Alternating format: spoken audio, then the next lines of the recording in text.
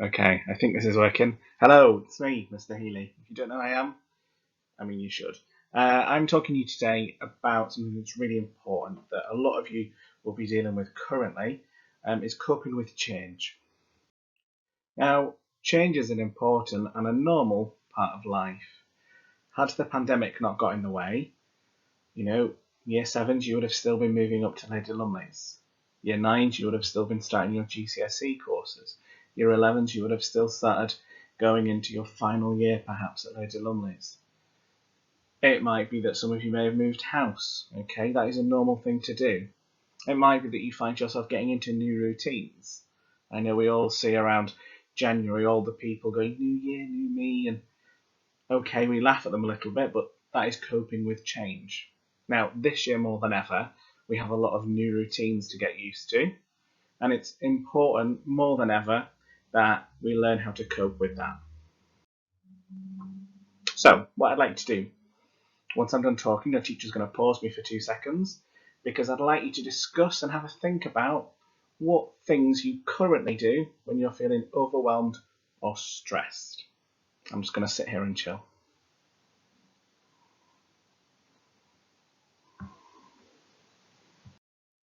Okay, some of the things that might have come up. Okay, it might be that you talk to teachers, a parent, a carer, friends about concerns. Don't keep it bottled up, it's really important. Maybe you break things down into small or manageable chunks. Okay, I find that really useful. For example, making a checklist helps. It keeps me organized and always have a coffee right at the top. So I feel like I've achieved something. Manageable goals. So again, breaking things down into manageable chunks. And it might take you a little while to get back into normal routine, getting used to packing your bag every night, getting used to remembering your homework, but keeping on top of that is really important. So small manageable goals are key here. Focus on what you've done well. Okay, it's really great to see so many of you back at school. Okay, coping with the changes, and that for me is a big plus. When you're at home, having regular breaks away from social media, I find this helps a lot.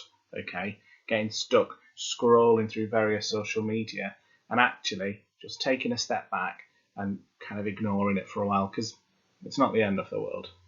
Your friends can wait. They don't need to see that new TikTok routine, for example. On the topic of routines, they're really important. Okay, so having those healthy sleep patterns, maintaining that healthy diet, okay, keeping up to date with exercise.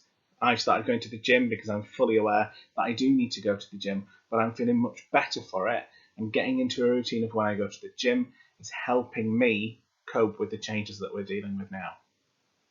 Taking time to relax, so taking time to look after yourself is really important. Do what you enjoy when you're relaxing. So that might be spending half an hour on your PlayStation, or it might be sitting down with a book. It might be watching videos of fluffy kittens on YouTube. Whatever helps you relax, taking that time is really important. And physically as well as emotionally. It all ties in with what I'm saying here. Now, as a school, we want to support you as you cope with the changes that are in place. In your planners, some of you may have noticed that you have a few new pages in the front. Okay, the first one has some mindfulness techniques. Now, mindfulness is a way of dealing with the day-to-day life and kind of taking that step back. So you have 3 examples here. You've got grounding, so just taking notice of what you can see. Literally as straightforward as saying, I can see some grass. It smells. What does it smell of? And kind of talking through what you can smell there. Those basic senses. Focusing on memories. It might be you play, the example there is soft music, but you might play some music that reminds you of a good time that you had perhaps when you were younger, or a song that really uplifts you.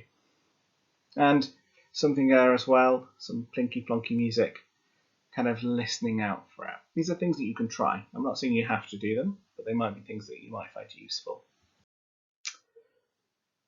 In your planners as well, so you've got some breathing techniques.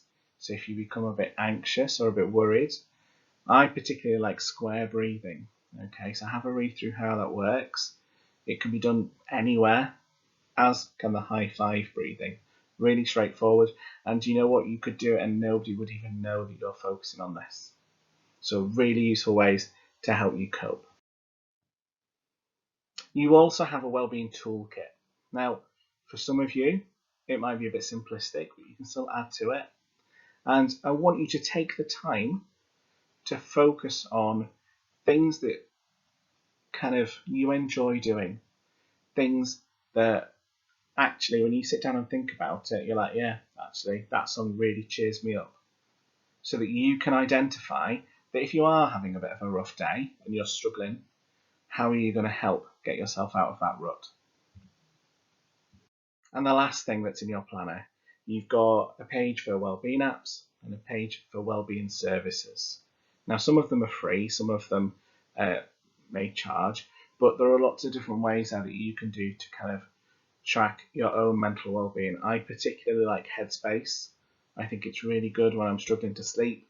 If I put it on and I find it quite calming, okay? You might not, but that's fine.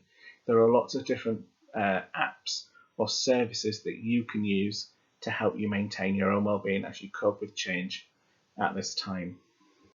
And I just want to end on that if you're not feeling right, or you can see that perhaps one of your friends isn't quite the same, maybe tell somebody. And it's really important here that you know that student support is there for you. Your tutor is there for you. Teachers are there for you. Every member of the staff at school has your interests at heart. We're all here to help you. Your parents are also there to help you as well, or your carers. So it's important that you let somebody know if something isn't right.